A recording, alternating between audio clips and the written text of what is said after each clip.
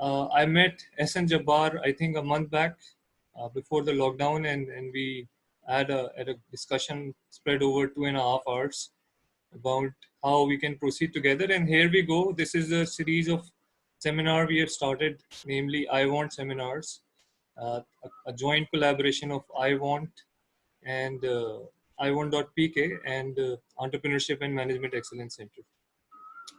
And we have collaborated with all of you different panelists from different sectors, and hopefully we will have a great session today. So before I take the floor to Ahsan Jabbar, I would like to take only 1 minute to brief about how and what we are doing for the industry with Entrepreneurship and Management Excellence Center. So this Entrepreneurship and Management Excellence Center is the executive education wing of IoBM. We offer a wide range of open programs, customized programs, summer schools, diploma programs for with industry experts and senior IoBM faculty and some of the faculty from leading business schools. Our objective is simple: to apply the learning and to create a lasting environment while having application through experiential learning. We are offering highly collaborative, practical in nature and underpinned by practice, theory, and research, and we empower people to become exceptional business leaders. And we have a range of programs from leadership to corporate sector to family business management to SMEs. And today's focus obviously is family business management and SMEs. So over to Ahsan Jabbar. This is my introduction, and these are some of the brand new facilities. Talib Saab has been putting his all the time to set up all these facilities along with the EMEC team. And do visit once the lockdown is over. Over to Ahsan Jabbar. Thank you very much. Assalamu alaikum. I'm Ahsan Jabbar, founder and CEO of iWant.pk, which is a B2B platform of Pakistan, digital platform, where we are bringing in companies across Pakistan to come and trade. तो उसी हवाले से हमने जो current situation है उसको pick किया है, कनेक्ट किया है कि किस तरीके से ट्रेड जो है वो इम्पैक्ट हो रही है due to Covid situation and hence you people all are over here, and we're going to talk today about किस तरीके से different industries जो हैं वो impact हो रही हैं. I'll quickly do a brief introduction for all the panelists for today. We'll start off from Mishal. She's an architect and she belongs from the construction industry. So Mishal is going to tell about herself once we begin the session, when we go towards the main theme of the session. Then we have from education sector, we have Talib Saab. Talib Karim Saab is a founding member of IoBM, which is Institute of Business Management, जो कि हमारा collaborating partner भी है इस event के लिए. And this year, fortunately, has been 25 years since IoBM started as CBM, and now, mashallah, it has grown into a tremendous college, which, of course, everyone can go and visit once the lockdown is finished. Then from the food industry, we have Sardar Raheem Saab.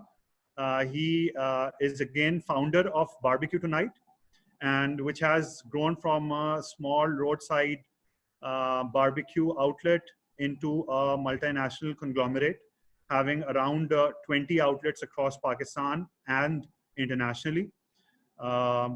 Then from the healthcare side, we have Mr. Saeed Allawala Sahab. He's the founder and MD of ATCO Laboratories, one of the largest pharmaceutical companies of Karachi. Then we have Barrister Moiz Ahmed from the legal industry. He practices in Supreme Court. And of course, we'll be hearing a lot about कि क्या हमारे legal impacts हो रहे हैं इस वक्त खुलने और ना खुलने के COVID situation से. And last but definitely not the least, Mr. Altaf Hashwani Saab. He's a managing partner of Safinaz. And I am highly inspired कि किस तरीके से आपने जो है वो एक brand बनाया है जबकि import substitution की तरफ जा रही थी over the last 2 decades. And किस तरीके से जो है वो एक कंपनी ने जो है वो मैन्युफैक्चरिंग के अंदर जो है वो अपना नाम बनाया है.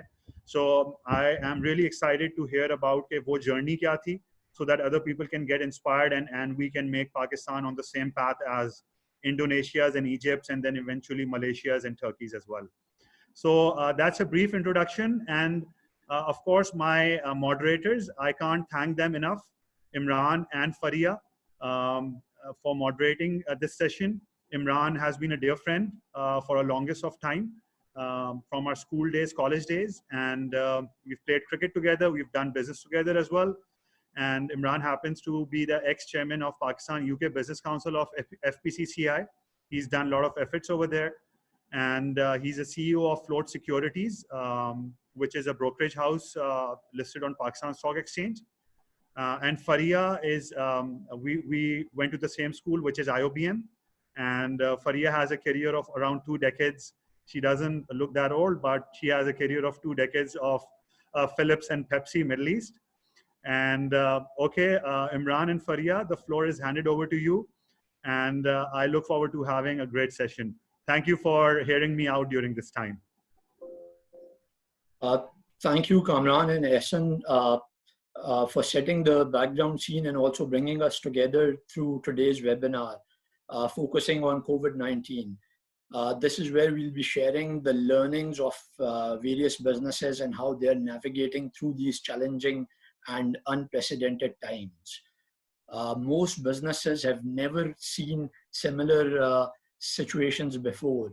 COVID virus has brought not only businesses at a standstill, but a whole world at a standstill. So what we've done today is we've invited 6 leading panelists from different sectors representing Pakistan's top family businesses.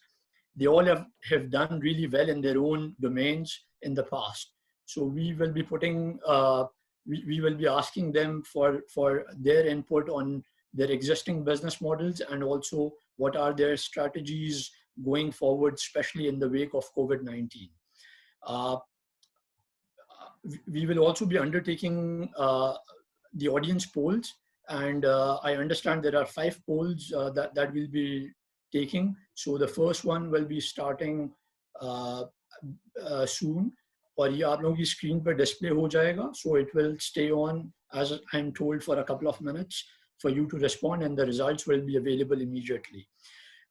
We have also allocated about 15 to 20 minutes for Q&A for the last end of the session, or you all have the chat option available.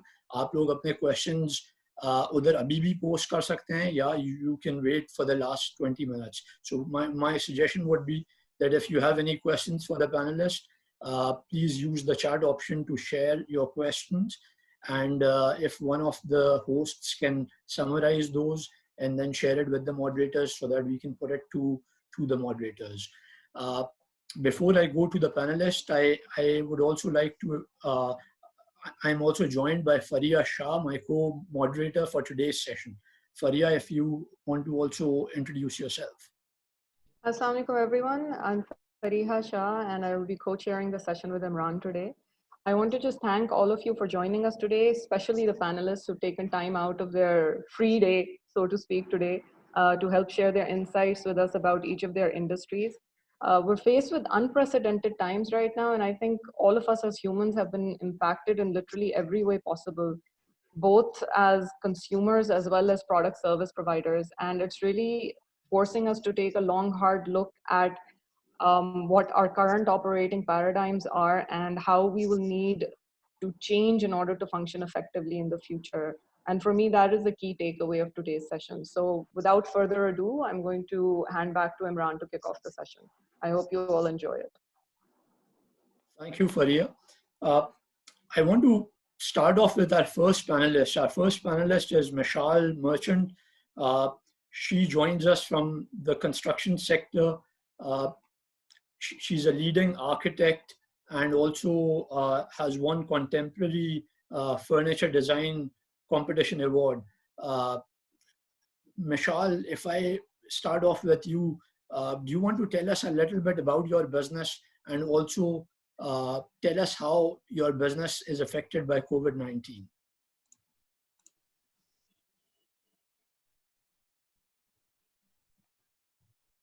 Assalamu alaikum everyone. I hope you can hear me clearly.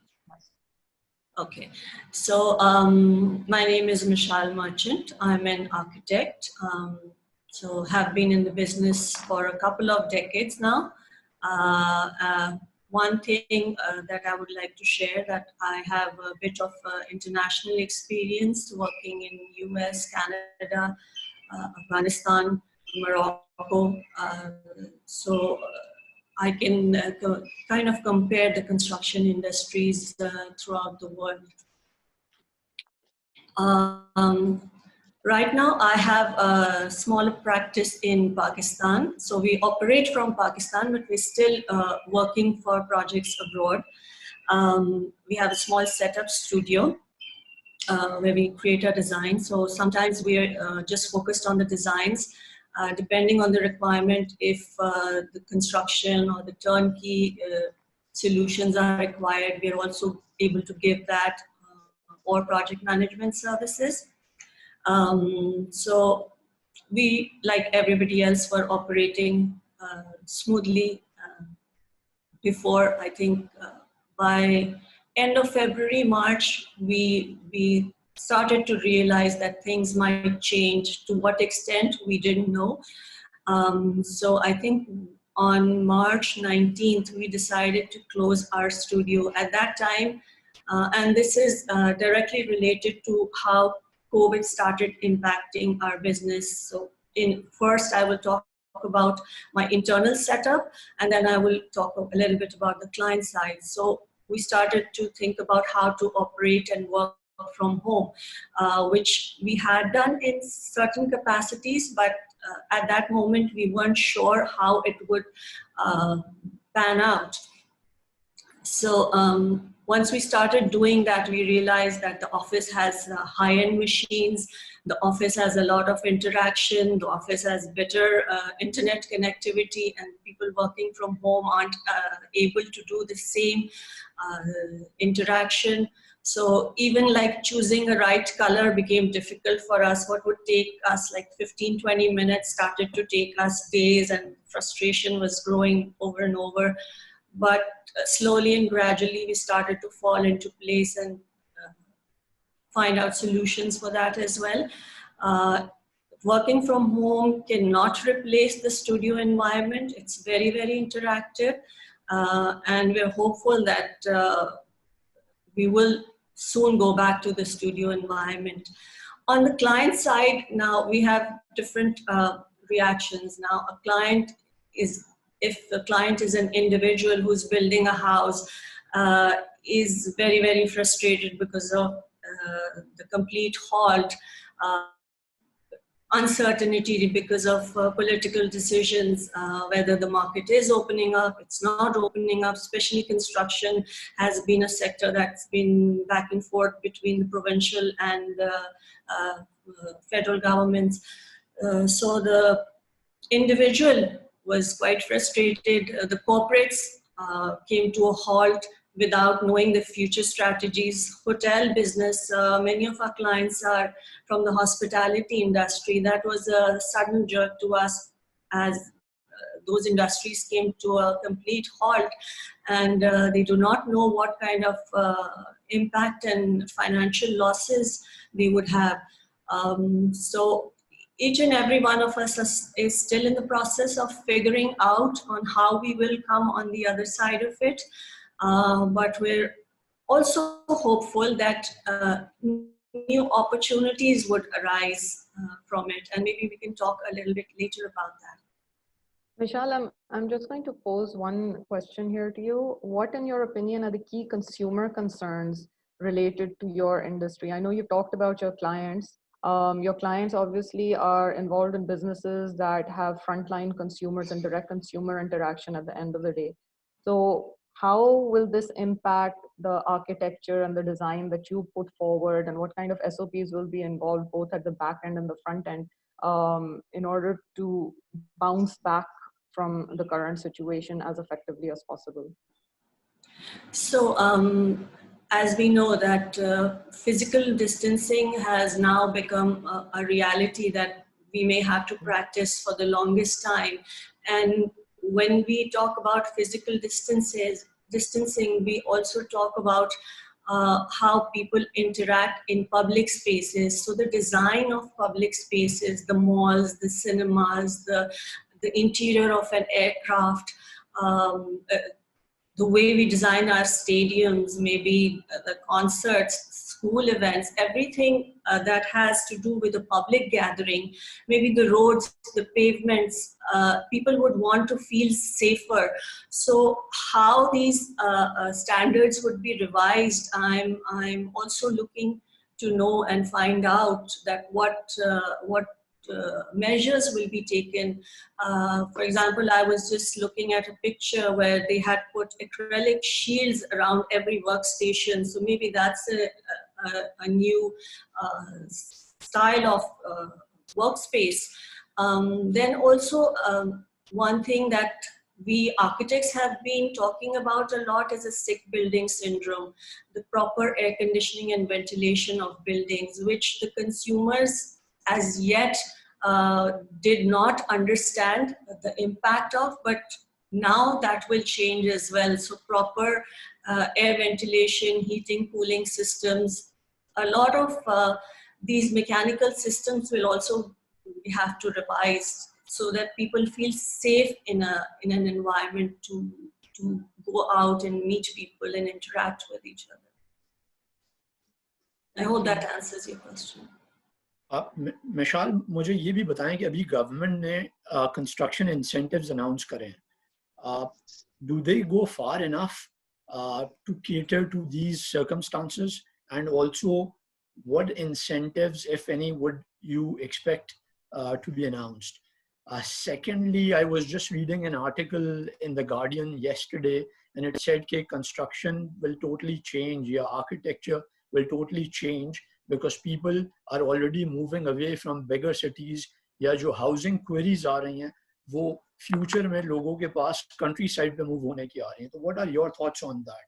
Is it a bit too early to say that? Yeah, do you see such trends coming out of this? Yes, so first I will answer your question on the government incentives and then the trends.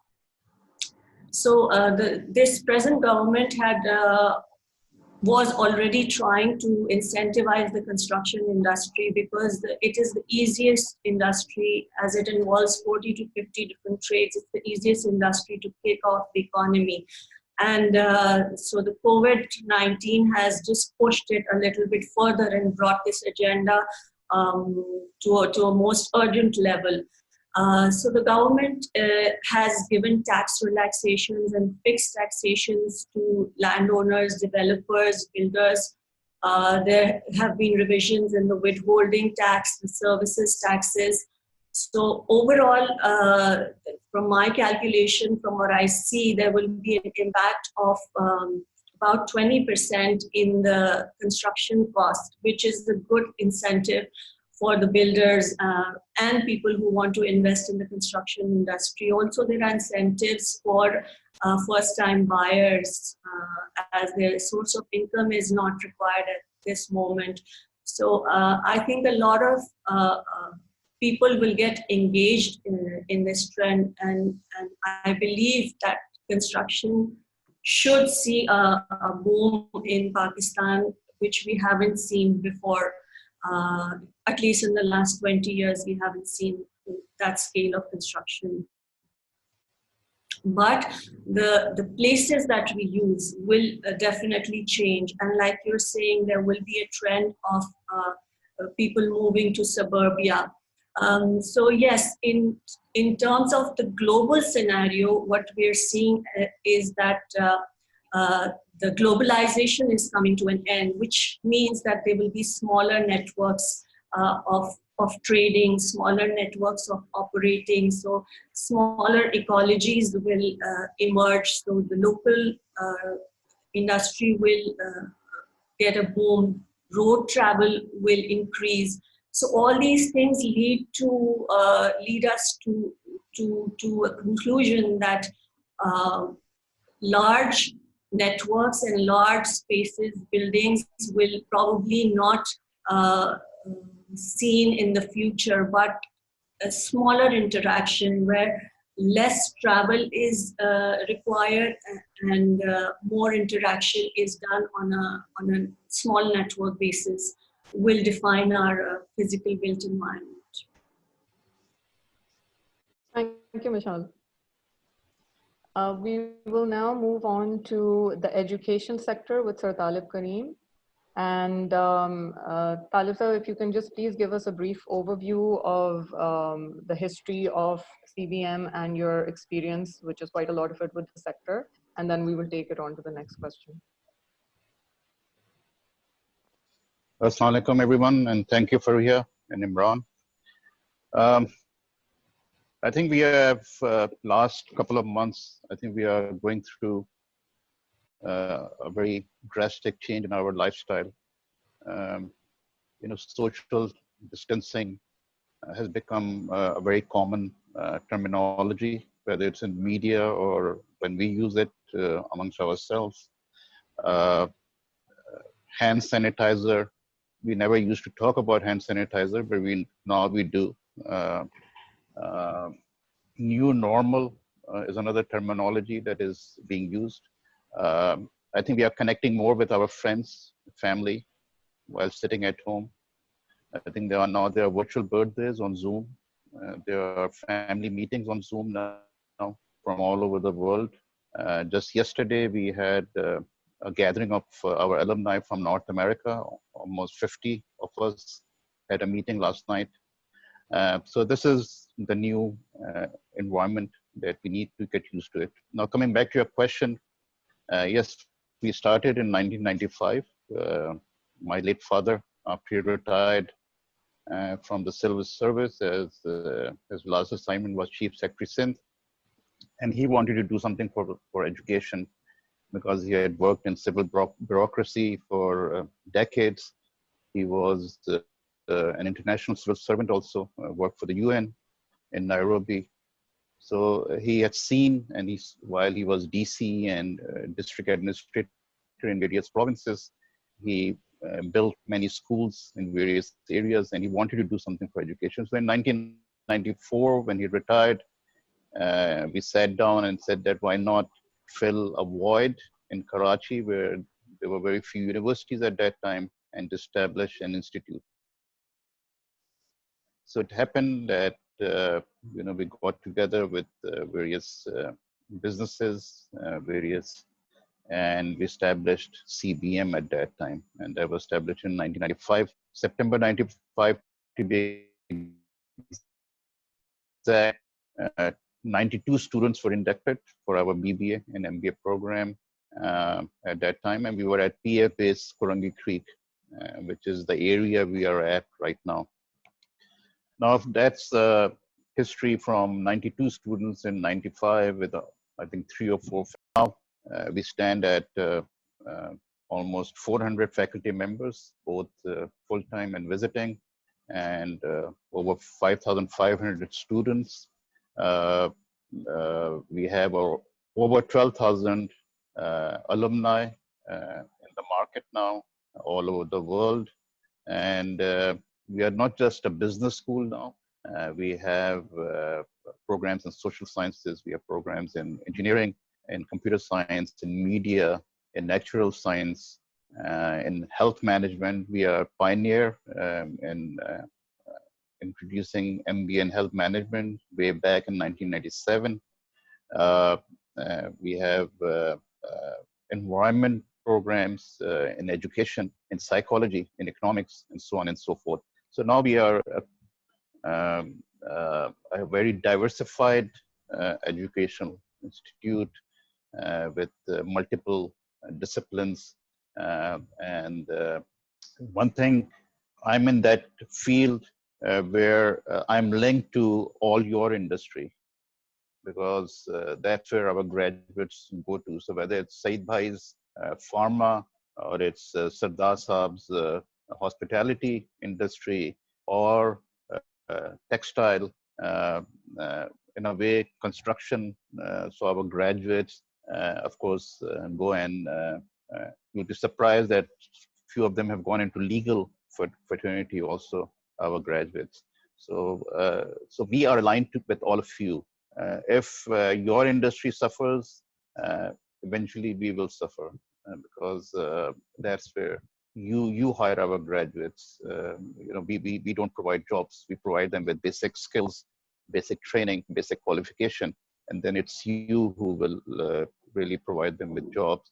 So the concern that how COVID-19 will affect the industry, it will also directly have an impact on us. Just before this crisis, we had signed an agreement with one of the universities in the US on hospitality management to offer diploma and degree programs. But because of the disruption, we have been unable to do so because we saw a future in, especially with northern area tourism booming at that time. If you recall, in 2019, mid 2019 onwards, people started going to northern areas, and we felt that more motels, more hotels will come in those areas, and especially in Punjab belt, once we have the highway ready from Karachi all the way to Peshawar, I think they'll require more hotels on the way and more restaurants. So we felt that as an institute, we need to play a role. So, and of course, we are also into executive training. We have just established our incubation center. We were unable to have the opening of that because of the crisis. But we have come a long ways, mashallah. And I see our alumni sitting right in front of me on the screen. At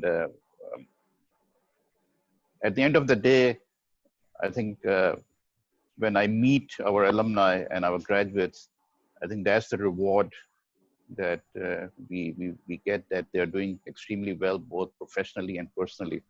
So that vision. Talib Sahab, if I may come in here, Pehle to congratulations on completing 25 years. MashaAllah, you've done wonderful in bringing an institute to a stage as it is today. My question to you is, जो अभी reports आ रही हैं उसमें education sector is expected to be impacted quite significantly. IMF recently came up with a report where it said bigger premises won't be required for education because of home learning, because of people working from home. तो उस पे IoBM क्या कर रहा है? आपकी क्या strategy है going forward?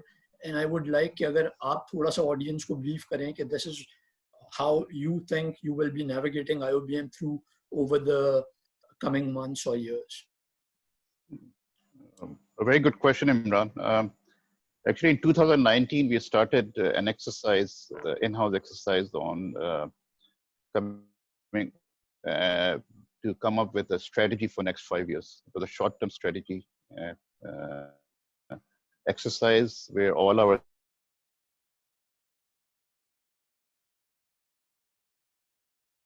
stakeholders from within the organization brainstorm where do we want IoBM in the next 5 years. And to answer your question, the most important objective from the strategy was to have blended learning, which means to have, of course, traditional type of teaching, but also to have online teaching. And our goal was that by 2021-22, we'll go around maybe 40% online teaching and 60% traditional, and then we'll move on to the blended type of teaching. Then COVID-19 happened, and in February, we were asked to shut down our campus. So initially, we were told that students will not be allowed to come to the campus.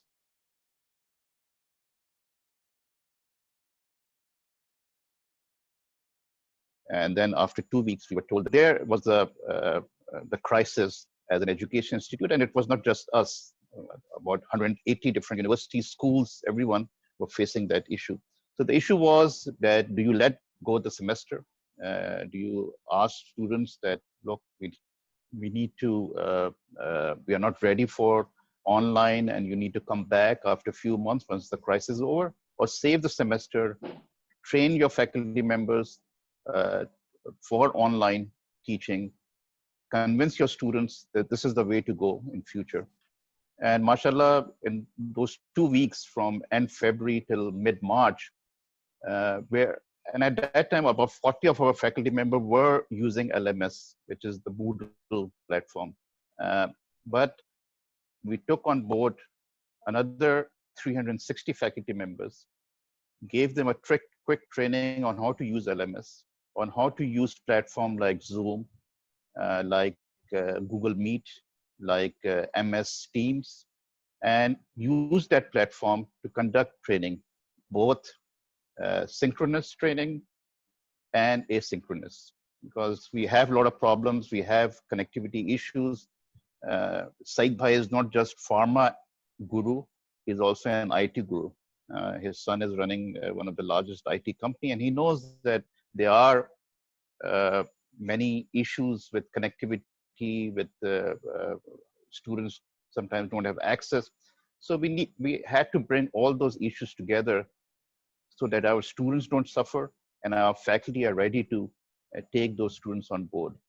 And the good news is, and I think it has happened with a lot of other universities, that in the last 2 months, we have been able to take our students on board, our faculty are on board. We have just completed our semester online. We are going through our final assessments, which is asynchronous assessment because it's not live exams. So the challenge was to come up with that type of exam where students, although they have an access to open book or to Google, or they can call their friends, but they are tested in such a way that we can examine their ability, that what type of learning has taken place. So yes, the challenge has to be taken. That is the future. I don't see, at least for us, things coming back to normal until next year. I don't see large crowd coming to the campus. As Michelle mentioned, that the way they are thinking about designing is that that distancing, the social distancing. So now we have to think that how do we bring in 40 students to a classroom? How do we conduct our convocation where there are 3,000 students? How do we do events where there are thousands and thousands of audience? So now we have to think virtually. And that's what we are trying to do. We have started planning a virtual convocation for December because I don't see having 3,000 gathering this year. And that's what is happening globally, and that is what is happening locally. Thank you, Talib Shah. I want to move on to our next speaker, who represents a household name. Before I do that, I see the results have appeared on your screens. हमारे पहले polls के, and majority of the people think कि इसका जो impact businesses पे COVID का रहा है, this was as expected. So those are the poll results that are appearing on your screens.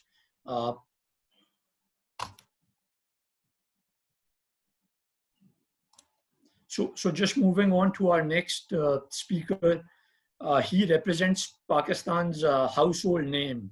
इन्होंने पाकिस्तान का नाम दुनिया भर में रोशन किया है.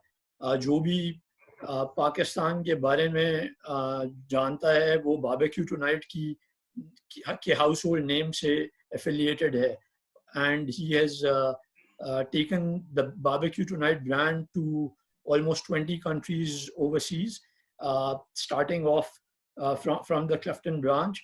So our next speaker is Sardar Raheem Saab, the founding chairman of Bar.B.Q Tonight. Sardar Saab, thank you for being with us today. Please हमें बताएं थोड़ा सा अपने existing business model के बारे में.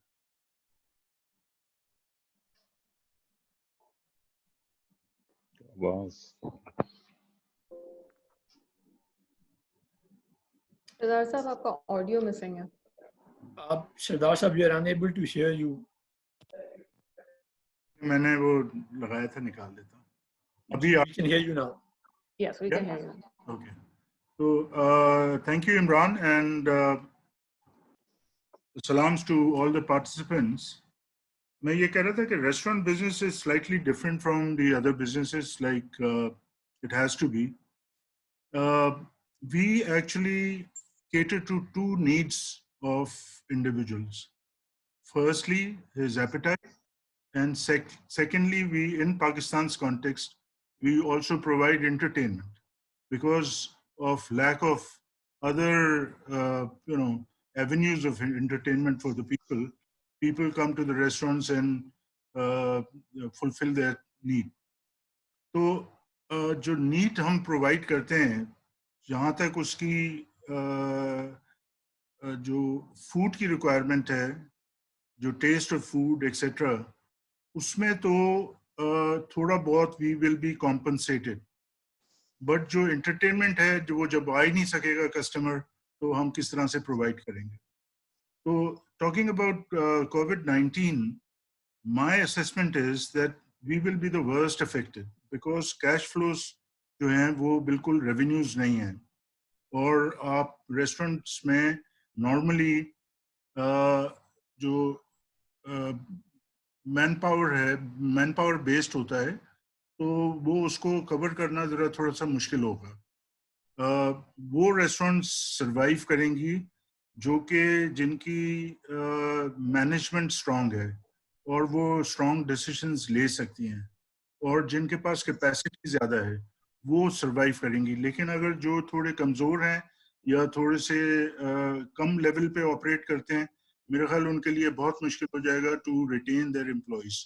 अगर वो एम्प्लॉय को फायर करेंगे किसी भी वजह से, तो फिर दोबारा खोलना उनके लिए बहुत मुश्किल हो जाएगा. तो ये एक critical aspect है restaurant business में, which has to be looked into and for the management to think about. Alhamdulillah, Bar.B.Q tonight जो है वो पहले से it was as a normal course, वो हम HACCP certified हैं. हमने hygiene और फूड सेफ्टी वगैरह को पहले ही अपनी जो प्राइम कंसर्न रखा था और उसके लिए अपने लोगों को हमने ट्रेन किया. हम खुद ट्रेन हुए और अल्हम्दुलिल्लाह we were doing alright. So Covid के साथ हम पोस्ट कोविड जो सिचुएशन है उसको हैंडल करने के लिए वी आर ऑलरेडी इक्विप्ड. और मैं ये समझता हूँ कि रेस्टोरेंट बिजनेस सबसे ज़्यादा अफेक्ट हुआ है कोविड में, लेकिन कोविड के बाद आई थिंक सबसे ज़्यादा थ्राइव भी रेस्टोरेंट बिजनेस करेगा compare to other businesses, because लोग जो हैं वो उनकी नीड जो है बढ़ जाएगी और वो रेस्टोरेंट्स की तरफ आएंगे. सिर्फ जो क्रिटिकल चीज़ है वो आपको अपने एम्प्लॉयज़ किस तरह से मेंटेन करने हैं. Like what we are doing now is, ये बीच में सामने आ गया, मैं इसको हटा दूं, आई कांट सी इमरान पोल का. Anyways, what we are doing is we are taking care of our employees. हमारे world over, all over the world हमारे 1600 से ज़्यादा एम्प्लॉयज हैं and we are paying them salaries, we are taking care of them. Although ज़ाहिर के काम नहीं है, बिजनेस नहीं है, लेकिन still we are taking care of them. और हमने ये डिसाइड किया है कि हमारे पास एक मॉर्सल भी होगा, तब भी हम अपने एम्प्लॉयज़ का ख्याल रखेंगे, हम उसको शेयर करेंगे उनके साथ. तो वी होप कि very soon vaccine will be found, and जब तक वैक्सीन नहीं ढूंढा जाता, I don't think we will get rid of this COVID-19 और the virus. And once we do that, still until that is done, the government और दूसरी authorities जो हैं और लोग भी जो पढ़े लिखे लोग हैं वो नहीं निकलेंगे घरों से बाहर. उस तरह से जो पुरानी उनकी जो लाइफस्टाइल थी वो वापस अपनाएंगे नहीं, और जब तक वैक्सीन नहीं आएगी और they'll be assured कि अब ये हम इनसे जान छुड़ा सकते हैं. तो ये मेरी सबमिशन है जनरली. लेकिन मेरी ये भी सबमिशन है कि अब दुनिया जो है वो चेंज होगी, it will be transform. It will be more technology based now. You know, people will go for more technology. Education will be imparted in the spheres of technology. जो businesses हैं, production processes हैं, service processes हैं, वो technology based ज़्यादा होंगी. तो जो technology पे rely करेगा, I think he'll come out winner. जो technology से दूर रहेगा, I think उसको problems होंगी. तो दुनिया change हो जाएगी. लेकिन पाकिस्तान में एक प्रॉब्लम है, क्योंकि मेरे दूसरे पार्टिसिपेंट्स शायद इससे एग्री करें कि we are a nation of illiterates. हमारी जो अथॉरिटीज ने एम्फेसाइज नहीं किया एजुकेशन को।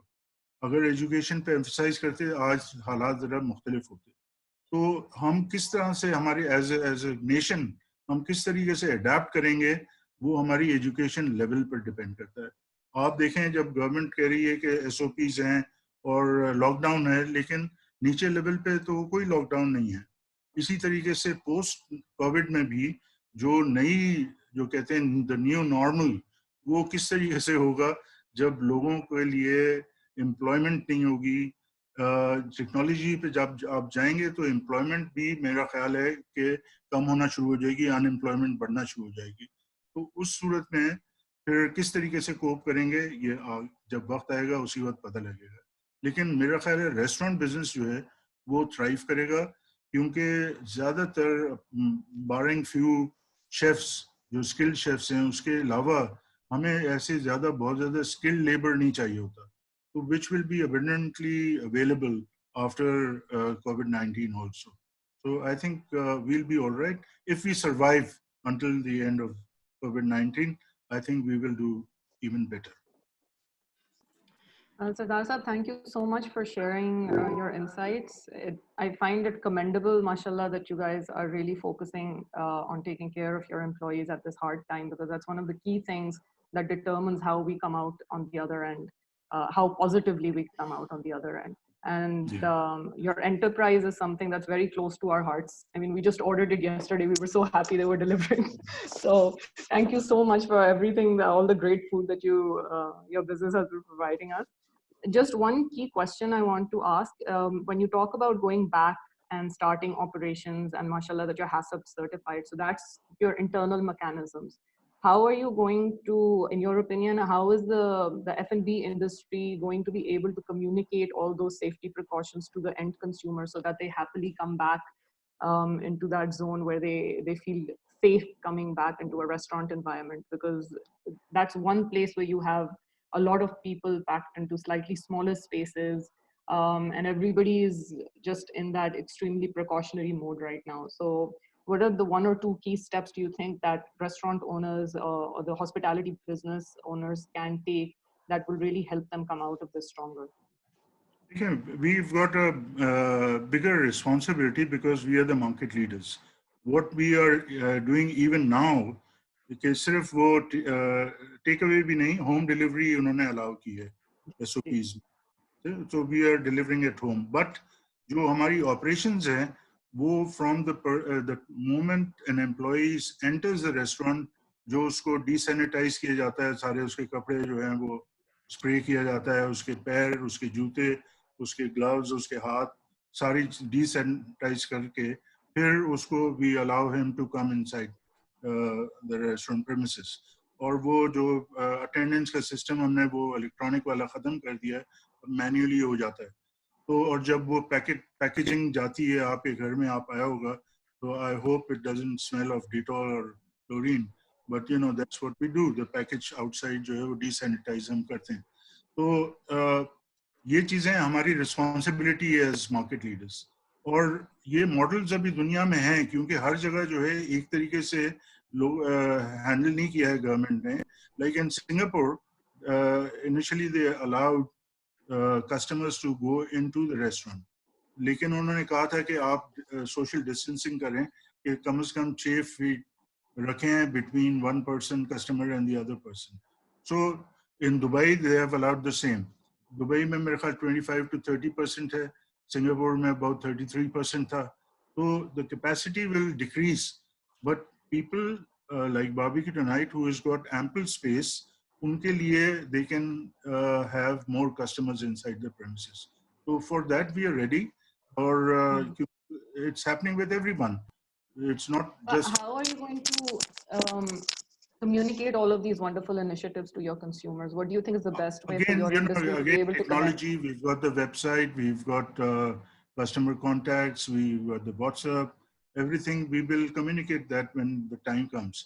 So वो problem नहीं है, technology has taken care of that now.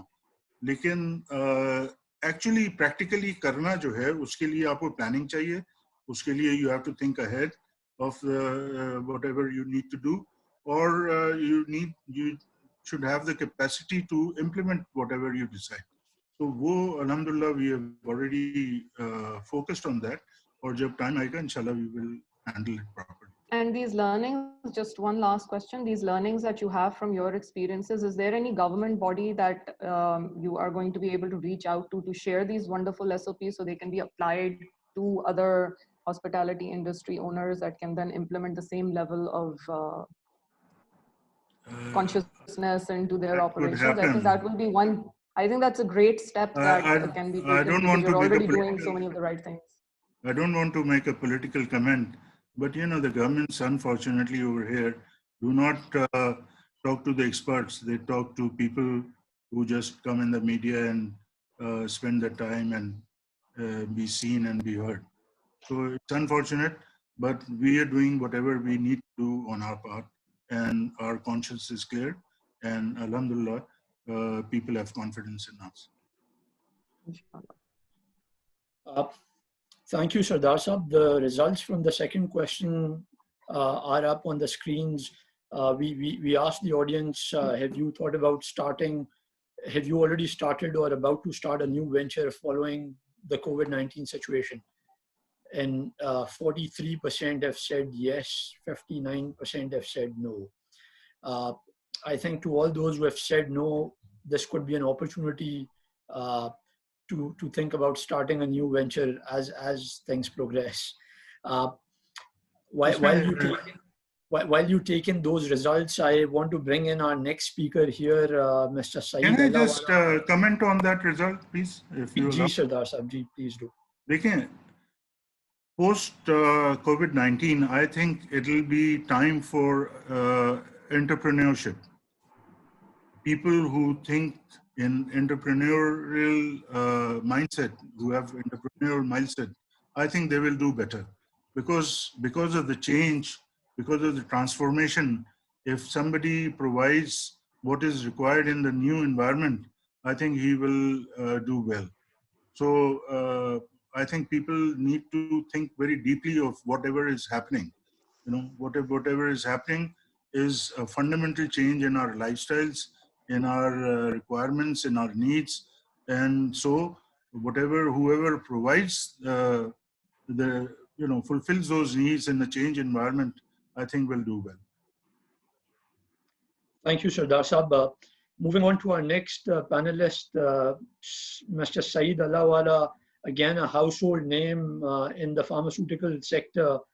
He represents ATCO Laboratories and also does a lot of other work. I would like Saeed Sahab to tell us a little bit about your business model and how you're affected by COVID-19. Saeed Sahab, your mic is muted. Yeah, I'm just putting it on. Actually, you said earlier, now I hope you can hear me. Yes, we can. You can hear me, huh? Okay, great. Well, about you have just introduced me. I belong to a pharmaceutical industry, and about the situation at this moment of time in the industry is that there is, of course, a lot of challenges because of the overall economic downturn, which has resulted in the depression in the industry, every industry, and so is pharmaceutical. So briefly, I would say that. Now, I thought I would just run down few facts about what is going on in the overall economy and with the people. So I would just touch upon the history of coronavirus. You probably all know that if you look at the entire situation, which is frankly once in a lifetime situation for many of us, you have to reflect that this is a real pandemic in over a century that the world has faced, and that the last being the Great Flu pandemic that the people talk about as Spanish flu of 1918, which killed about 50 to 60 million people. Now, even though we have seen some previous coronavirus versions of MERS and SARS, but this one is a real dangerous one, which spreads from one person to another without one knowing about it. And nobody knows much about it. I mean, if I ask a doctor, about this coronavirus, he just tells me one thing on one day and another thing the next day. So there is very little knowledge about coronavirus at this moment of time. Now, you see, ये जो इतना बड़ा इसके अंदर problem create हुआ है, that is the fear which is there in the minds of the people. That has actually resulted now coming to the problem which coronavirus and this COVID-19 has created. And that is the result is among the people that they are becoming more having anxiety and having depression. And this has created really a big social problem. So I was talking to a friend of mine who's a psychiatrist, and he tells me that the number of people who are visiting the hospital these days are many times more than in the past, with the problem of anxiety, with the problem of depression, and the problem of earlier, as I said, living within a house, in isolation. Actually, this is also an isolation. This isolation problem is creating a lot of mental disorders. Now, this is one big problem coming out of this COVID. Coming to the industry, Pakistan pharma industry, and I'll talk about the healthcare, overall healthcare delivery system, but very briefly, 1 minute. Pakistan pharma industry is about 450 billion rupees market, and the average growth is 13% per year. But last month only, we had a dip of about 25%. This is devastating for the industry. For a long time, the industry was under regulatory stress of unrealistic pricing freeze. That eased out last year, but I see a depressed market for quite some time, and a result in negative cash flows. So this is a testing time for the industry, that they will have to see how to cope up with the problem of decrease in demand. Now, there is a general belief that that pharmaceutical or the medicine market do not go down. I mean, they are still in the healthy situation. But the fact is that the pharma is, if not as much affected as other industries, is definitely affected. Now, talking about the health sectors, the health sector comprises of, besides the medicine industry, also the hospitals and other places. Now, we all know Pakistan has a very fractured healthcare system. So, especially after the lockdown, the people had to move to the hospital, and they could see that what is the situation like over there. Some of the patients which belong to Corona had to face a different kind of a problem, and other patients belonging or having diseases in the heart or other infectious diseases were in a serious problem visiting the hospital. Now, there is a silver lining with this kind of a problem which has come up, and I would say Corona may actually help to build up the fractured healthcare delivery system of Pakistan, maybe with more budget allocation by the government, because people can see at this moment of time where we stand. So these are some of the brief comments I wanted to make, but my real concern is about this fear, and which has actually reflected into our social life. As far as this situation is concerned, I think that this is like a short-term period for which this activity or this kind of a situation will prevail. Now, I'm an optimist. So let me say like that this short-term has a shelf life of something like a year. And I think there will be a vaccine produced in next 12 months' time, and we will be back to the old style of living. I mean, people are calling new normal. I'm saying we'll be back to original normal in after 1 year. I mean, Raheem Bhai was just saying that, of course, the life has changed, and people are trying to avoid. Social distancing is there and not.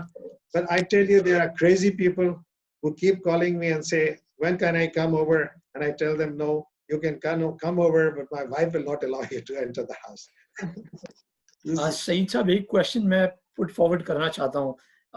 Yes. Lots of newspapers say कि pharma की sales बढ़ गई हैं and एक लोगों में एक perception ये कि when things are not going well, the pharma companies are doing really well. What are your thoughts on that?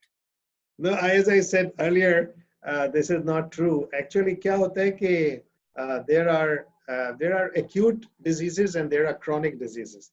You see, the chronic diseases like diabetic and hypertension, people continue to take the medicine. They will continue to take it no matter what the situation is. So there is very little effect on chronic medicines, chronic disease medicines. Now the acute disease there is definitely a big impact. So that could be from 25 to 50%. लेकिन बहुत सारी quality healthcare की medicines होती हैं, skin improvement की medicines होती हैं, which comes under derma cosmetics. They are definitely affected. So please tell those friends that yes, pharma industry is as affected as other industries. Saeed, coming out of this on the other side, I think pharmaceuticals are kind of leading in this whole fight against the pandemic across the world. And there is so much misinformation out there that is coming out because people have much more access to technology, which decidedly makes our lives better as well, but also confuses a lot of the consumers as well. So in your opinion, is there a more active role that the leading pharmas can play in order to educate the consumers in the current scenario about the do's and don'ts, or do we leave that up to the governments entirely and let them drive the information?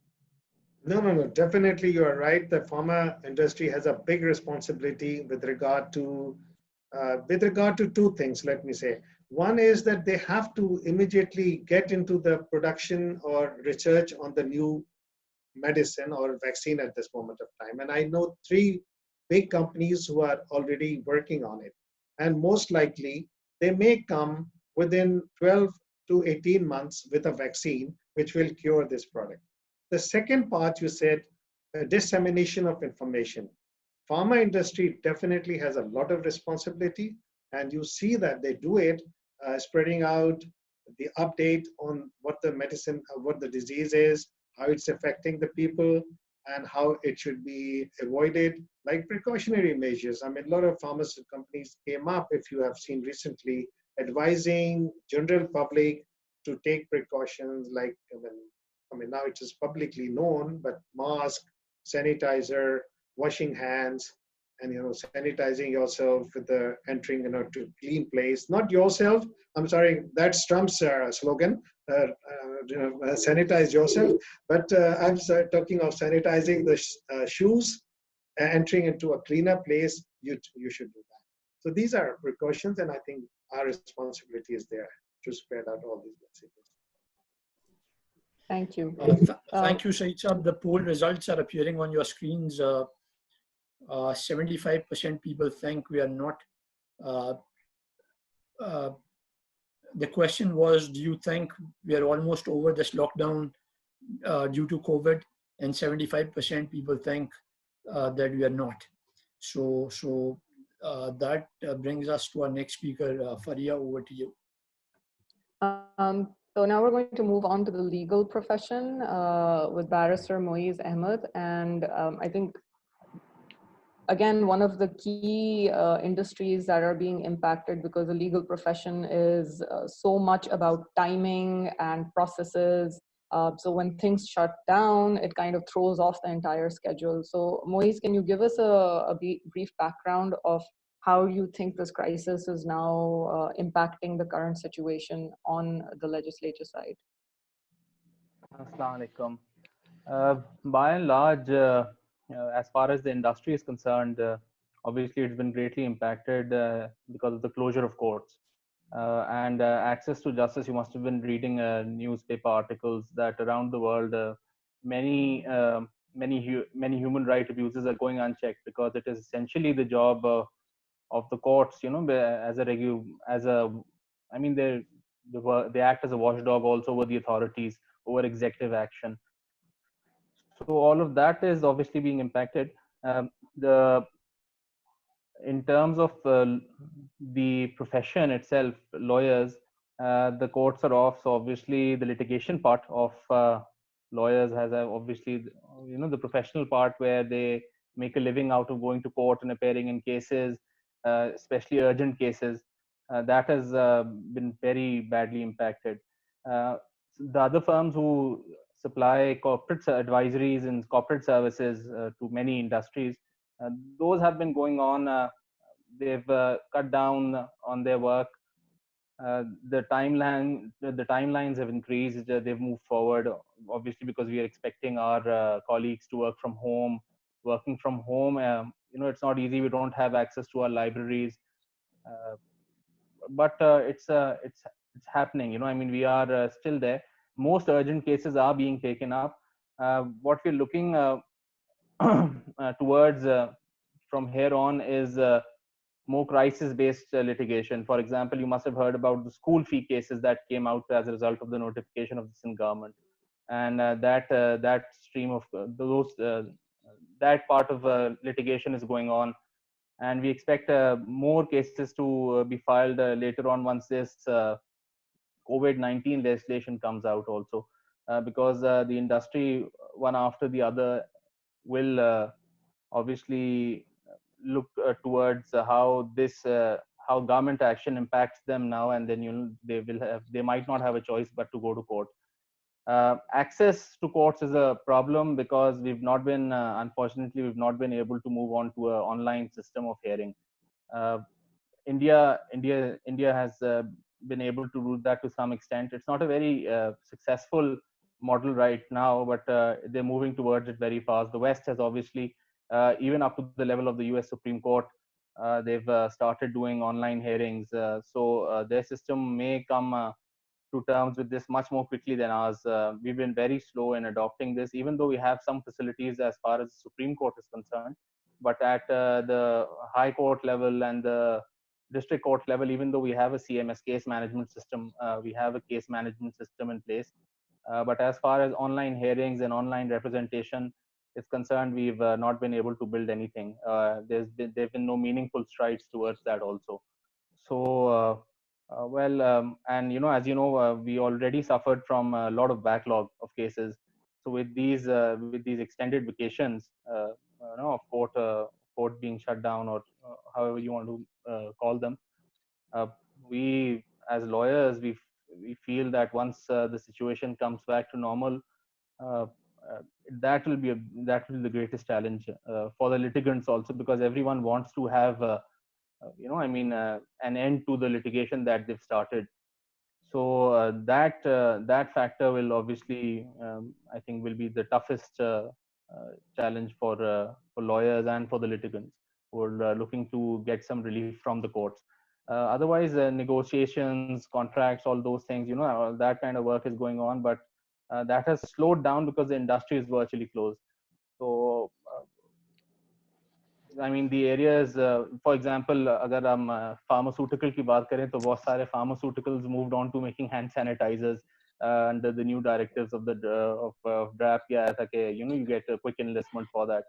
तो छोटे छोटे इस तरह के meaningful काम हुए हैं, but on the whole, we see a tough time ahead in terms of management of work, not in terms of the creation of it, because disputes happen, business will hopefully very soon resume. But in terms of how we'll be able to manage that in keeping with our current system, that will be, how will we meet, how will our timeline increase? अब भी ऐसा होता है कि 6-6 महीने बाद date पड़ती है किसी केस की.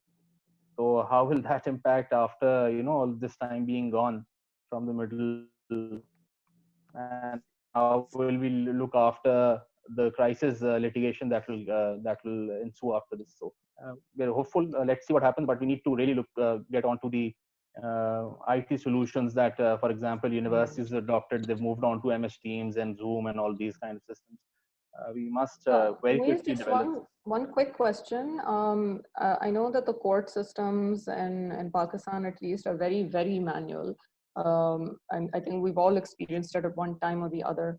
And so it's not just enough for the lawyers to be technically adapted and uplifted, but your actual system also has to be uplifted. So that's a government task, right? Is there anything that you know of that is already in the works? If you could very briefly tell us about that. No, actually, we have a CMS system. Even the district court diaries and all those things, and the judgments are available, for the litigants to even look into. And our population is smart. I mean, they tell us before us कि आज तो फैसला ये आया था जी, online मिल गया है. तो ऐसा नहीं है. It's not like कि बहुत मुश्किल होगा, but it needs investment, it needs time. It needs I mean, we have to figure out how we'll ensure कि इसमें कोई पीछे दो नंबरी ना हो. Yeah, that's also a big concern for us, and I think that's one of the major hurdles in the minds of the top-notch people in our profession, the honorable Chief Justice and everything. कि इसको कैसे रोका जाए कि कोई गवाही दे रहा है तो पीछे उसके कोई बंदूक लेके नहीं खड़ा हुआ, for example. So these are real challenges. और ये बड़े मसले हैं और दुनिया में ये मसले आते भी हैं. But we need to start very quickly moving towards them in any case, irrespective of COVID-19. क्योंकि I mean, अगर कोई दूर बैठा हुआ है उसको खामखा इतना दूर travel कराना, उसका और मजीद खर्च कराना, when access to justice is already very expensive and very difficult. तो आम आदमी के लिए तो ये, business के लिए भी जाहिर है. I mean, it's best that, for example, if I have a case in Supreme Court, so it will be best for me to be able to go to the Karachi registry and appear rather than going all the way to Islamabad. We have that facility now with the Supreme Court, but how do we take that down to the high courts and then subsequently to the district court, and then to far away areas जहाँ पे एक छोटी-छोटी कचहरी बनी हुई है. So how do we deal with this, and how do we ensure that this remains fair? That's a big challenge, and the backlog, that will be the greatest challenge. Thank you, Moiz, for your insights into the legal profession and also how COVID-19 is impacting your profession. We now move on to our next speaker, Altaf Hashwani. Altaf represents Sana Safinaz, again a household brand for Pakistan. Altaf also serves with me as a director on Pakistan-UK Business Council. And Altaf, if you can start off by sharing your input into what is the impact of COVID-19 on the textile sector, and also what you are doing to cater to that. Thank you, Imran, and Assalamu alaikum to everybody. First of all, it's a pleasure to be, associated with such a great panel. And I've got to hear quite a bit of interesting viewpoints from everybody. COVID-19, my God, this is something which I think if anybody had asked us even 2 months ago, do you think that, what's going to happen? I think nobody would have guessed that, we would be at a standstill where we are. These are very, very unprecedented times. And I think with everything coming to a standstill, we are going to have an uphill struggle getting out of this. As far as the business is concerned, we have, like Raheem Sahab was saying, that we have done our best to take care of our employees, because for us, our employees is our core team.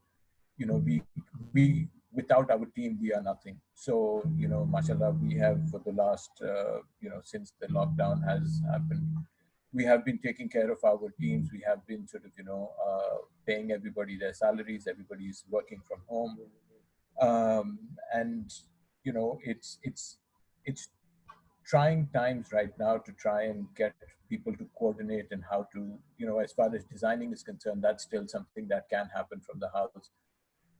But as far as production is concerned, that's at a total standstill.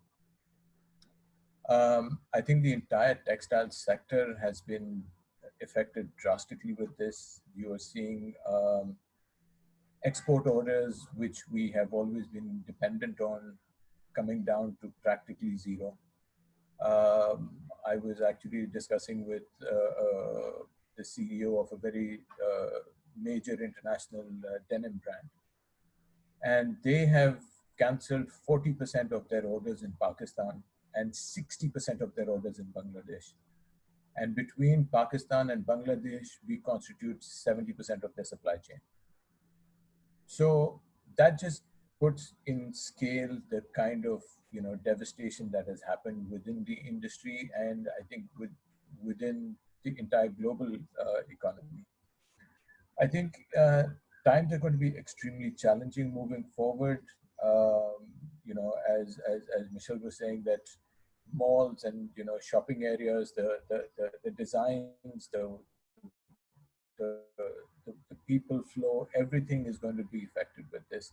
And I think we are at that stage where Pakistan was actually in a position where our retail sector was picking up. So you were seeing the the shopping mall concept and the brand concepts actually developing. So if you look at the curve in the last 5 years, 6 years, everybody has seen a very substantial, probably 18, 20, some of us have had up to 25% growth an annum. That has all come to a standstill right now. And I think moving forward, what is going to definitely happen is that online businesses are going to take off. You're going to see, a paradigm shift from brick and mortar to online. That you see all over the world anyways. As far as the West is concerned, you've seen a paradigm shift, in Europe, in the US, practically bricks and mortar stores are now, or strip malls in the US are now practically empty. And the governments out there are trying to figure out what to do with, the locations. I think we're still far away from that, but the shift to online business has definitely ramped up over here. And I see, the change is very evident right now. For those of you who actually, I would say all of you would know my brand, Sana Safinaz. Your wives and girlfriends and better halves would always be shopping with us, whereas you guys would hate us because you're the guys who are paying for it. So, thank you very much for your support from both of you. Thank you, Altaf. I think time-wise, we've got about 15 minutes left. There's a poll appearing in on the screen. The poll results are there. We asked the audience, do you think we will go back to life as we knew it? 41% have said yes, 59% have said no. We've allocated the... I actually agree with this poll, because I think what's going to happen is that moving forward, you're going to again see people wanting to maintain that social distancing. The Punjab government has now announced that stores can open from tomorrow. The Sindh government is still considering it. So I think what you're going to definitely see is with shops opening up, the customer footfall is going to be less. If you look at China figures post their reopening, retail figures that were down by 100% have only recovered about 12 to 14% as far as physical footfall within stores is concerned. So, there's quite a bit of, upheaval in the way that we live. I agree that with Sardar Sahab that, there is, restaurants are going to probably do good who have got an online presence. The same thing will happen with retail. Whoever has got an online presence is going to be able to survive this. Steps have to be taken to ensure safety of not only our customers, but our staff as well, because an interaction with an infected customer could actually lead to a huge escalation. So, these are all things that one has to look into, and, we've been having sleepless nights trying to figure out, what are the SOPs. I think the government SOPs, the government has listened to a lot of the SOPs that we have provided to them, that, you know, a customer, we have to restrict the number of people that come into the stores. We will have to have sort of social distancing maintained out there. You know, so there are quite a few things that are going to change in even our normal lives. Altaf sir, just to wrap up, you belong to an industry which thrives on social interaction. The reason that people would go out and spend money on, you know, nice clothes, well, sometimes you don't need a reason, but it's still a huge social enterprise. Even when a new lawn is announced, the way the ladies crowd into that exhibition and try to get their hands on it, I think that's an experience on itself. I still need to go through that. The need for humans to socially interact, I don't think that's going to die down. I think it will take on a new form. However, your industry is both structured on a local level for the local consumer, as well as I believe you do a lot of work with international exports. So while the local level, I think it's more imminent in terms of the bounce back, because we know our people, there's a certain limit to how long they will stay indoors, and after that things will go back to normal. They will find a workaround, as Pakistanis always do. What do you feel about the export part of things? How will that be in the near future, and what steps, one or two key things that you think you and the government as the key leaders in this industry need to do in order to make that come back to the same level as before, faster? So thank you for that question. And I think, to be very honest and looking at it realistically, the export sector is not going to come back till probably the second quarter of 21. You know, the problem is that even people in those countries are not buying. The actual mindset of customers has changed. So I think what is now desperately needed is that the government has to look internally, and they need to try and help the local industry to actually stand back on its feet. Because एक side say you've seen your exports drop, you can't, and we have also come down, so you can't have a double-edged sword this way. The government will have to come up with incentive plans to boost the local industry, to a different level. We've been in discussions with the government, on numerous accounts, where we've said that जो आप लोग exporters को cheaper loans देते हैं, you need to now divert that towards the local market, because you have to have the local stimulus package for the local industries. You have to look at probably lowering sales tax, because that is a huge burden on the consumer itself. So, we are in active discussions with the government on all of these fronts. The State Bank had very generously offered a scheme whereby they wanted us to borrow money to pay our employees, which I think a lot of companies, because of liquidity crisis is there, for us in a big way. From the 16th of March, we've, been absolutely shut down. So, cash flow restraints are there, and I think that's where the government came up with this plan. But even in our discussions with the State Bank, we had told them that you need to, instead of telling me to borrow money and pay my employees, you need to give me cheaper loans so I can start paying my vendors. So, the entire supply chain, because I need to pay the people who I buy the fabric from, the printing factories, the embroidery factories. So, the transporters who are transporting the fabric up and down. So it's an entire supply chain that's affected. So, I think it's something which the government has to look at very carefully, and they have to come up with packages to support the local industry now. I know a lot of my friends in the export sector are hating me saying this, that the export orders are not coming back, but that is the ground reality right now. Thank you, Altaf. We'll try to take a few questions from the Q&A.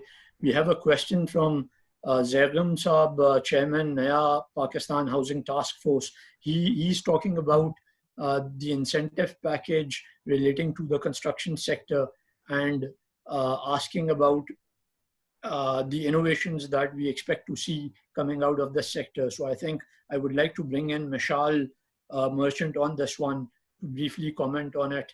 कि क्या innovations हम इसमें देख सकते हैं, क्या concrete चीजें हम इसमें देख सकते हैं following up from the PM's historic construction package for the industry. So the construction package that has been introduced has tax reliefs. So in terms of land ownership for builders and developers, there's a fixed tax on the land.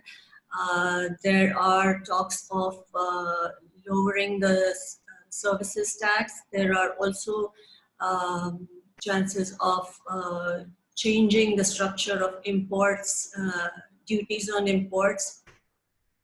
But what I see as an opportunity here is that the local industry will start to flourish as the imports are being discouraged. So manufacturing and the local market will start to grow in smaller setups, although in the beginning, but that's still a positive because 70 to 80% of our construction material is imported. So the local economy will definitely benefit from that. In terms of materials, now if I talk very, very conceptually, architects around the world are thinking of designing doorknobs with copper because it has a lesser shelf life of bacteria and viruses. So maybe the entire material industry will be rethought of. And also in terms of climate change, I think the nature, the universe has given us a jolt to now think seriously about climate change, its impact on our health, on our life, life and death situations. So probably the governments will have to introduce laws around that as well in terms of the carbon emissions, to reduce the carbon emissions, to have more open spaces, to have more greener spaces. Even the people are starting to realize that in this isolation, a lot of people have taken up gardening, and nature is what's giving them solace, being close to the trees and hearing the birds. So it's kind of a life-changing situation for a lot of people. Thank you, Mishal. One more question from Sabah Sodar. It's relating to the construction sector.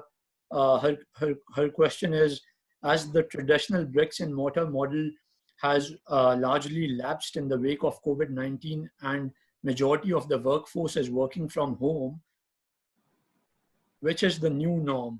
What negatives and positive repercussions do you foresee for the architecture industry, since large corporate offices and structures will be a thing of the past, which is a major revenue source for the industry? Yes, unfortunately at the time, we're seeing that the scale of building and structures, the typology of buildings that we've seen so far is going to change drastically. So again, I was thinking that maybe the new norms would be, like Saeed Saab was also saying, that our whole healthcare system needs to be looked at.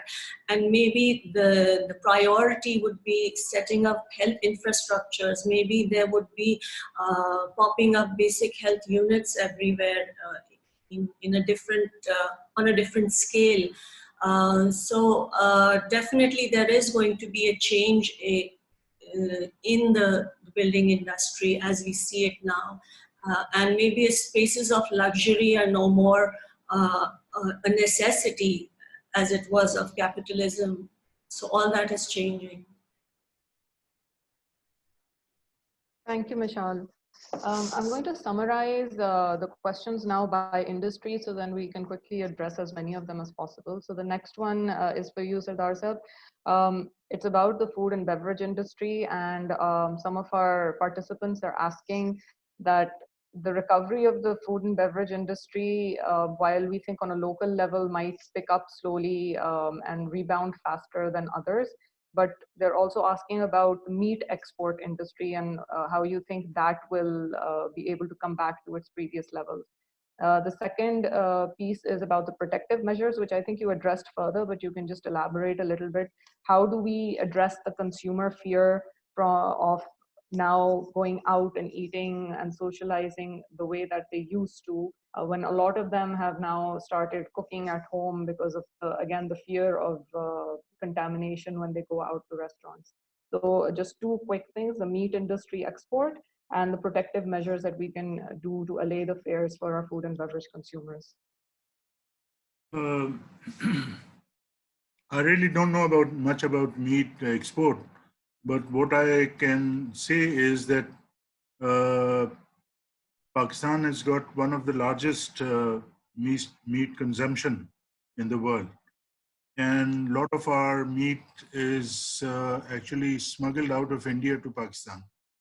And I think meat export has got some restrictive conditions also from the government side. But like us, we've got branches in many other countries apart from Pakistan. We were thinking of sort of standardizing and processing our marinated meat and sending it to our branches outside. So that is a very small portion of whatever the questionnaire wanted to know. But really, I am not too aware of the meat export business. Secondly, about why people would go out and eat with the fear that, you know, the dishes would be contaminated or not. So that's where the restaurant's management comes into place. If, like I'd earlier said, if the management is strong and it has already taken care of all those needs and the atmosphere for providing hygienic and secure food to its customers, those restaurants will thrive. Like I said, no bragging involved, but like I said, Bar.B.Q tonight is already HACCP certified. So we have already taken steps to make sure that the food that we put on the plate, on the table, is not only hygienic, but it's safe. Alhamdulillah, it's been more than 30 years now. Not a single case of food contamination or food poisoning or any other hazard has come up.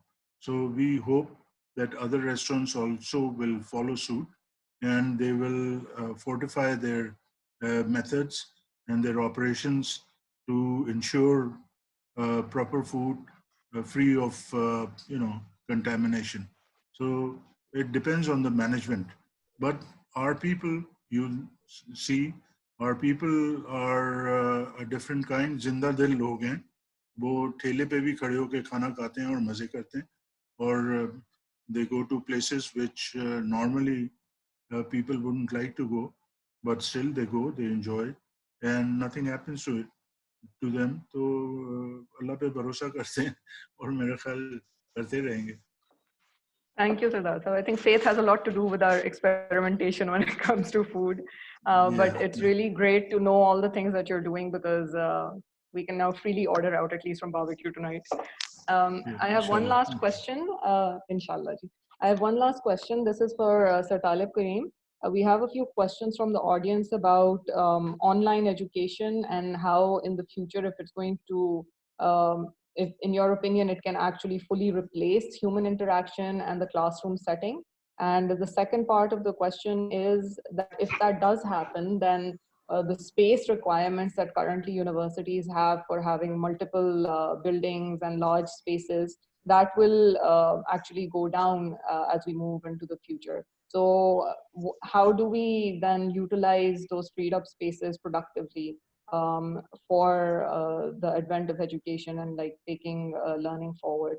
And in your opinion, as we move towards more online classes, does that relieve the burden of cost on both the institutions and the students to make education more widely available to a larger proportion of our population?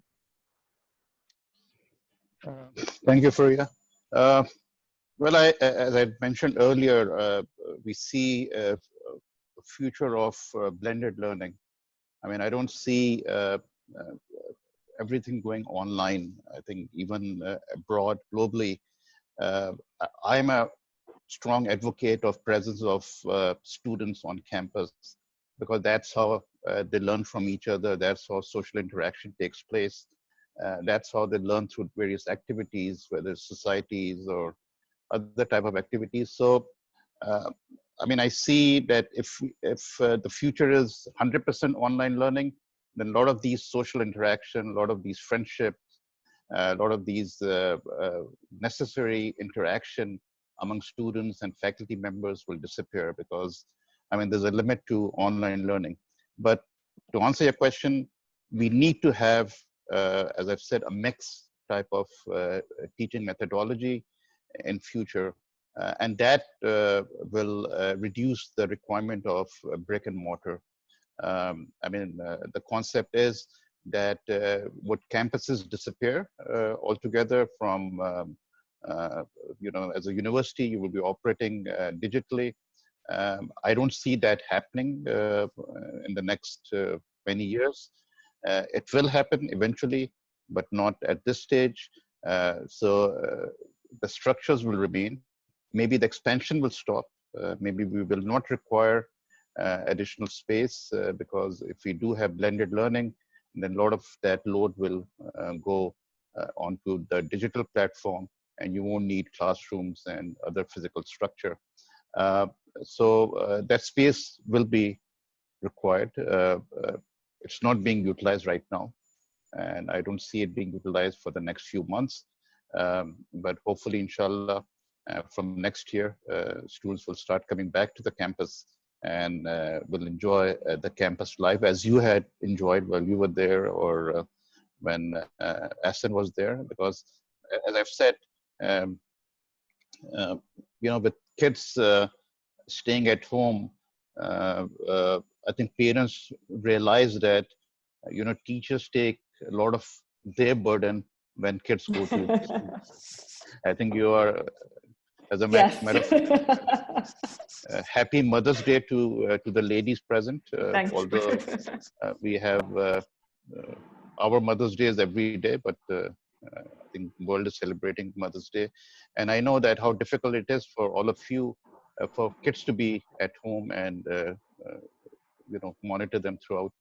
So teachers take that burden when children are at school. Coming back to the cost, I think that's an interesting question. There's a, I think Moiz has mentioned that there are, of course, schools, there's a case going on about 20% reduction. See, one has to realize that, for example, us, if I look at my model, and there are many other similar models, that we are fully operational. We are not shut down. We are conducting 1,000 classes digitally right now. We are going through assessments, we are going through quizzes, we are going through assignments. So actually the workload of a faculty member, if it was maybe 30 hours a week, has gone to almost 90 hours a week now, because of the way they are coordinating with students.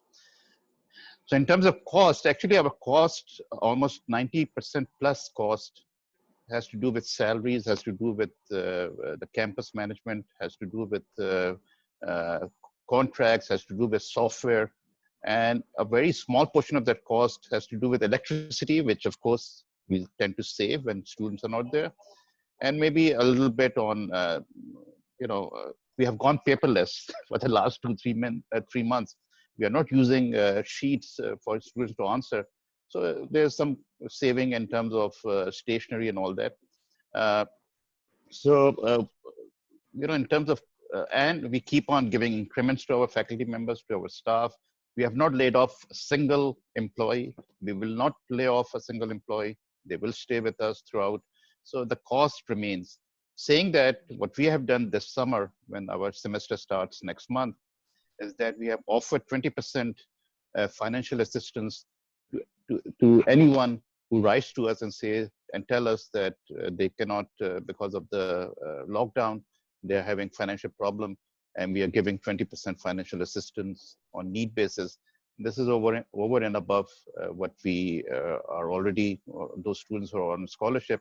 So right now, for next semester in summer, almost over 50% of our students will be on financial assistance.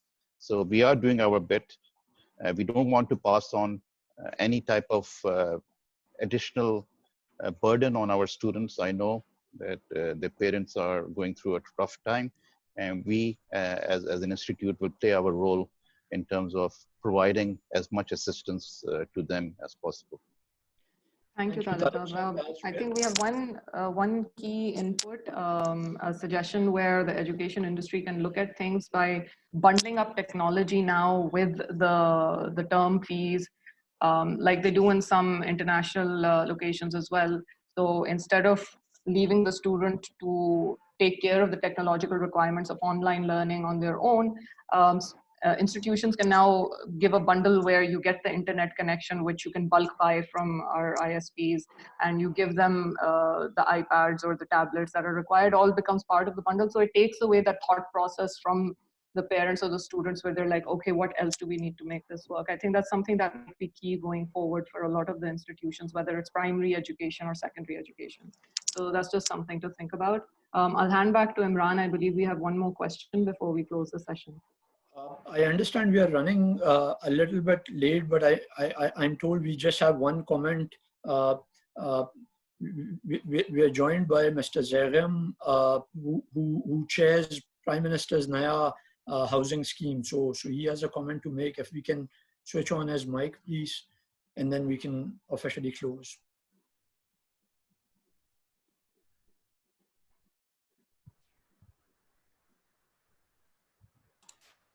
Zairem Saab, अपना mic unmute कर लें, and please Is okay now? Thank you for attending, and you can make your comment now. Do you hear now? My observation is that you see there are two things happening at the same time. One is we are struggling between the economic pain and the corona pain, and we have to really be very sensible. Otherwise, I totally agree, and all over the world we see that people are now convinced that if we overblow the corona pain, the people will be killed by the economic pain. Now, second thing is you see that what we are learning is that there are threats, but there are opportunities as well. For example, in India, I have seen that they are now trying to see which industries they were threatened in this situation and which opportunities emerging, like they could take business from China and all that. I see in Pakistan, this is the way I have observed, that we see that Pakistan has been focusing all along with export promotion. Ideally, I think we should have been more focused on import substitution. There are no incentives for import substitution.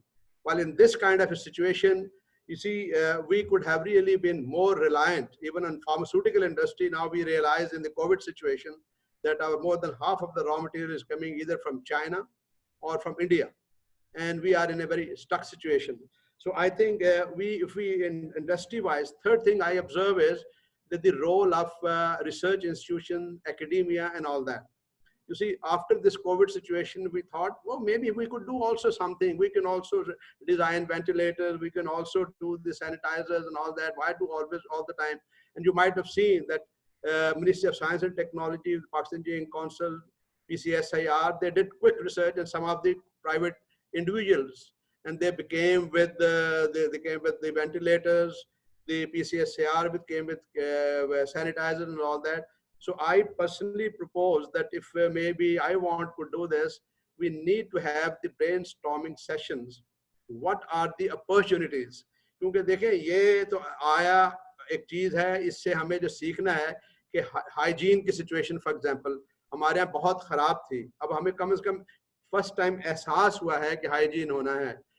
Yes, distant learning working from home, दुनिया भर में जहाँ Covid नहीं था वहाँ पे 5 days 7 days में से 2 days 3 days work from home का कल्चर था।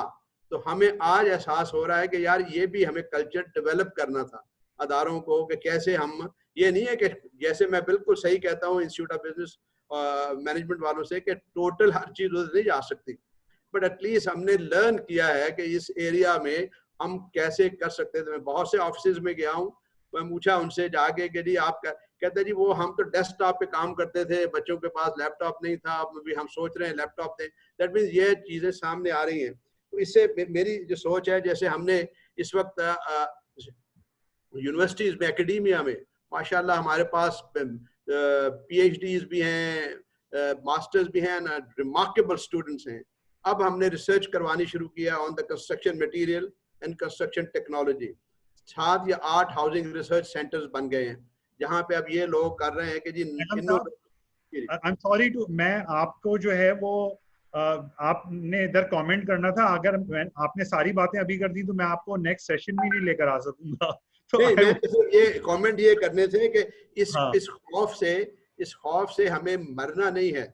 मैंने देखा कि बाज़ औक़ात ओवरब्लो हर चीज को हम कर रहे हैं। इकोनॉमिक पेन को भी मैनेज करने के लिए हमें इस अपॉर्चुनिटीज से बैठ के ये देखना है कि कैसे हम आइंदा चलेंगे। अदरवाइज आप देखें, इंडिया में भी देखें जो हाल हो रहा है कि विदिन 2 आवर्स उन्होंने बंद किया, आज भी लाखों की तादाद में लोग ट्रेवल कर रहे हैं 300 to 500 to 700 किलोमीटर, कोई सोशल डिस्टेंसिंग नहीं हो रही। तो आई थिंक इंटेलिजेंटली हमें सिचुएशन को हैंडल करना है, just fear of too much blown up fear से नहीं करना।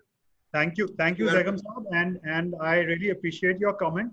Or in fact, you're going to be part of one of our upcoming sessions. So I'm sure 1 or 2 minute comment is not justice with you, but we will keep an entire session with you as one of the panelists, and I'm sure you're going to by then, because abhi ho ye raha hai कि we are still actually figuring out कि किस तरीके से settle down होंगी चीजें। अभी तो लोगों के फेथ में और बिलीव में और एक्सेप्टेबिलिटी में ही यही चीज नहीं आ रही है कि ये हुआ क्या है। So I think what's going to happen over the next couple of months is we're going to figure out newer ways of doing things. However, we might be entirely change नहीं होगा, कुछ तो back to norms भी होंगे, but we will find a new ways as we move ahead. और हमारी ये जो वेबिनार के जो सेशंस हैं that we planning to keep every week, तो उसमें होगा यही कि as we progress into newer sessions, into further sessions, हमें ये मिलती जाएंगी चीज़ें, सवालात के जवाबात मिलते जाएंगे कि अच्छा जी हमने जब 10th मई को जो सेशन किया था और आज जब हम 31st मई को बैठे हुए हैं 3 weeks beyond, तो हमारे पास क्या नई चीज़ें निकल के आ चुकी हैं across all various industries. तो I completely agree कि जी R&D की बहुत ज़रूरत है, और आपने कहा भी है कि R&D आप लोग कर रहे हैं। So one of these sessions we're going to take you, and of course we're going to hear from you कि जी क्या आपने R&Ds अभी तक करी हैं, and I'm sure ये R&Ds जो हैं वो सब आप लोग अपनी अपनी organizations के अंदर कर रहे हैं, and I actually look forward to having you after a few sessions again and then talk कि हाँ जी हमने क्या newer ways जो हैं वो find करे हैं, and of course towards the end we've got a bit overboard, but I found it really interesting to hear from people who I have looked up to in the industries that you operate, and I highly admire of आप लोगों ने जो contribution दी है इधर, and I wish best of luck to all the participants over here, all the panelists over here. Of course, my moderators, you've done a fantastic job. Wouldn't have happened without you, both of you. Kamran and Avan, thank you for providing the technical support. And I wish everyone best of luck and hope to see everyone again soon, inshallah. Thank you. Thank you all. Thank you. Thank you, everybody. Thank you very much.